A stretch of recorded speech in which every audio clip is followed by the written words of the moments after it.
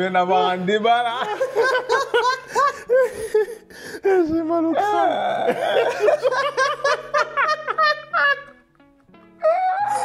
Vas-y, c'est pas grave. On vient d'avoir un autre débat incroyable. La question était de savoir si le Mali était dernier ou pas pour les qualifications de Coupe du Monde. J'ai dit qu'ils étaient derniers. Femi a dit non, ils sont quatrième. On a vérifié, ils étaient quatrième.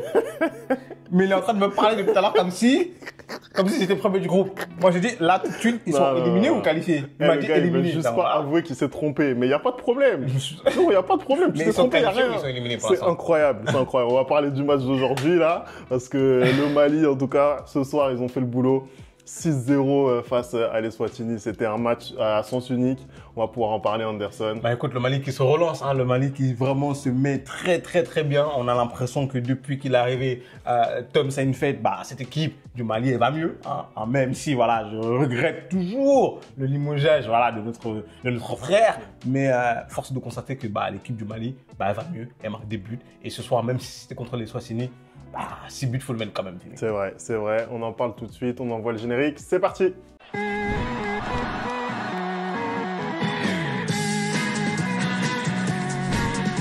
Allez, on commence ce débrief. Le Mali, donc, qui bat l'Eswatini pour conclure sa campagne de qualification à la CAN. Au final, elle a été rondement menée. D'ailleurs, j'en profite pour rappeler qu'il ne reste plus qu'une seule équipe dont on ne connaît pas l'identité pour participer à cette Coupe d'Afrique des Nations. Oui, oui, Anderson, oui, je te le dis. Oui, ah bon? Il y a soit le Mozambique, soit la Guinée-Bissau. Bah, c'est la dernière équipe qui doit se qualifier. Je t'annonce en avant-première que le Mozambique est qualifié. Oh là là là là. Femi, je pensais que j'étais au courant. Oh là là. Je pensais que j'étais au courant. Voilà, le Mozambique est qualifié pour la CAN. Et bah voilà, c'est incroyable. On les connaît tous. On les connaît toutes. En tout cas, ce qui est certain, c'est qu'on va faire le bilan de toutes ces qualifications pour la CAN. On va essayer de dégager déjà des premiers favoris. Et pour revenir donc sur le match d'aujourd'hui. En tout cas, le Mali, eux, ils y vont. Le Mali, ils y vont et ils y vont très bien parce qu'ils ont fait le boulot.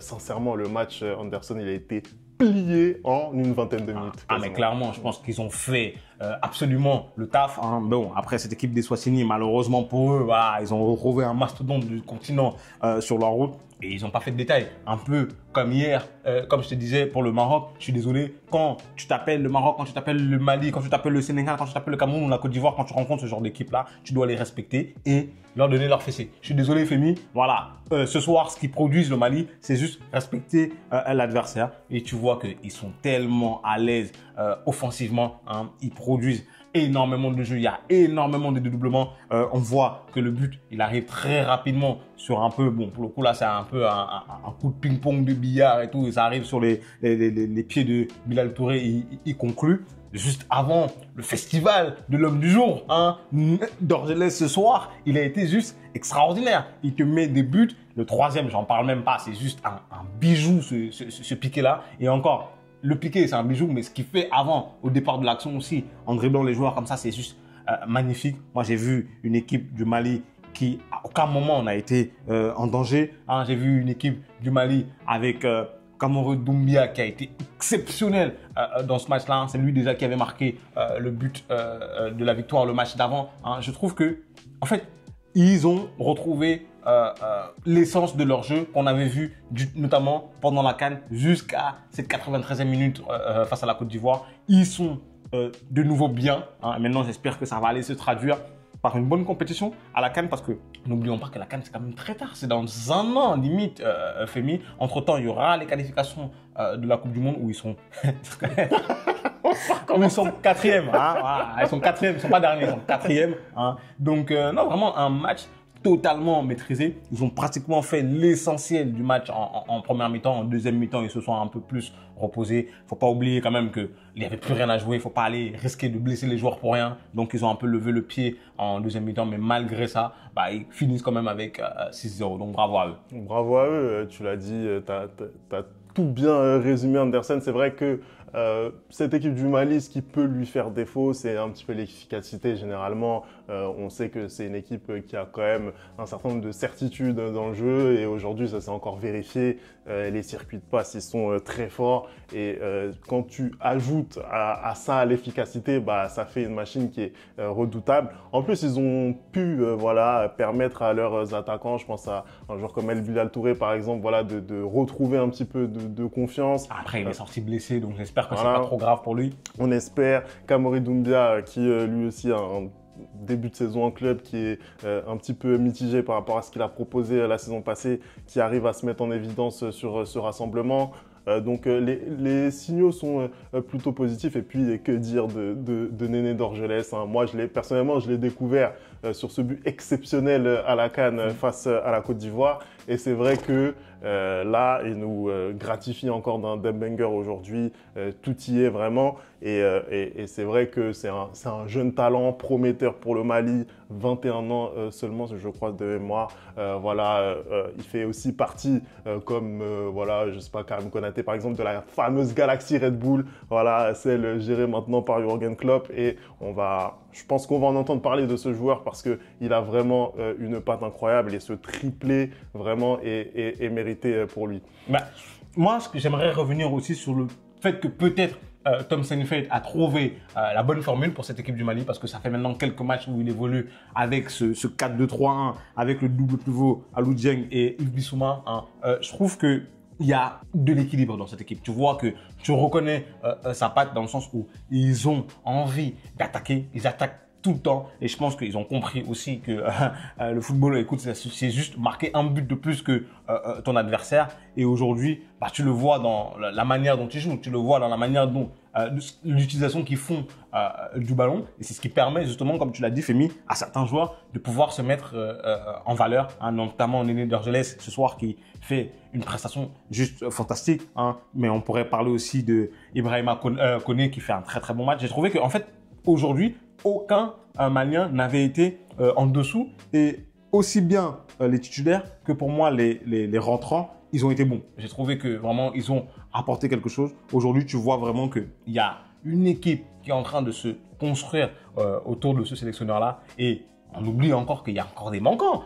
Amari Traoré, par exemple, on ne sait pas s'il est blessé pour l'instant, mais on ne sait pas s'il va revenir après sa blessure et si sa suspension va être levée. Mais il est en train de redonner un peu aussi ses lettres de noblesse à cette sélection malienne qui, j'espère, va enfin pouvoir passer ce step-là d'arriver parce que en demi-finale, arriver en finale et même peut-être un jour aller gagner cette Coupe d'Afrique des Nations qui lui fait défaut.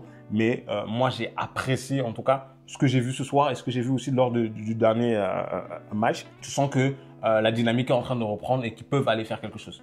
Ouais, on va voir ce que ça va donner. Ça a aussi permis à un jeune, Mamadou Doumbia, de marquer son premier but pour ses débuts en sélection. Très beau but aussi d'ailleurs, que j'ai découvert en arrivant ici Anderson. Donc très très beau but. Anderson, si on se projette un petit peu maintenant sur la suite pour le Mali, on en a parlé, on sait que c'est compliqué hein, en qualification pour la Coupe du Monde pour cette équipe malienne. Ils sont à 5 points du leader comorien dans leur groupe. Est-ce que tu les sens maintenant qu'ils ont enclenché un nouveau cycle avec Tom Saintfiet? Est-ce que tu les sens capables d'aller chercher cette qualification pour leur première Coupe du Monde de l'histoire? Le souci, c'est que dans ce groupe-là, ils ont aussi les Comores et le Ghana, même si on sait qu'en ce moment, le Ghana, c'est très compliqué pour eux. Ils ont encore perdu là récemment. Mais le problème, c'est que l'équipe qui est première du groupe, c'est le Ghana, c'est le Comore. Et le Comore, en ce moment, c'est injouable. Hein. Le Comore, en ce moment, ils perdent aucun match. Hein. Donc, même si le Mali revient bien, ils ont quand même aujourd'hui 4 points de retard. Est-ce que ces 4 points ne vont pas déjà être rédhibitoires et ne vont pas leur empêcher d'aller chercher la qualification? Il faudra gagner contre le Comore encore pour aller se qualifier. Et même avec ça, il y a toujours un point d'écart. Et donc, le Comore, en fait, aujourd'hui, le Comore a son destin en main. Le Mali ne peut qu'espérer que le Comore va faire des faux pas, mais le Comore a son destin en main. Donc, ils peuvent bien évidemment faire un sans faute sur les matchs qui leur restent. Hein. Ils en sont tout à fait capables, vu le niveau de jeu qu'ils affichent en ce moment. Mais ça ne dépendra pas, Femi, d'eux. Donc, voilà, pour moi, je pense que le mauvais départ dans ces qualificatifs pour la Coupe du Monde, c'est peut-être préjudiciable pour le Mali. Non, je suis d'accord avec toi. tu vois cette équipe des Comores jouer et tu te dis qu'effectivement, ça va être très compliqué d'aller les chercher maintenant. Là, on est, je crois, à mi-parcours de ces qualifications pour la Coupe du Monde. Et récupérer 5 points alors qu'il reste que 5 matchs à jouer, ça va être difficile. Et surtout quand tu vois justement la dynamique de cette équipe comorienne, la façon dont elle a plané encore sur son groupe de qualification pour la CAN. Oui, les Comores, ça va être compliqué. Après, pour ce qui concerne le Mali, bah, il faut jouer, il faut essayer de prendre match après match. Après tout, il va leur rester une confrontation directe face à cet adversaire. Ouais. Il va falloir la gagner de façon impérative maintenant. Et puis après, derrière, espérer un faux pas. Mais tout n'est pas fini. Je pense qu'il y a moyen d'aller chercher cette qualification pour la Coupe du Monde. Dites-nous vous ce que vous avez pensé de cette campagne malienne. Merci d'avoir regardé cette vidéo. On n'oublie pas les bonnes habitudes, @lereplayfoot. Et on se retrouve très très vite pour une nouvelle vidéo. Ciao!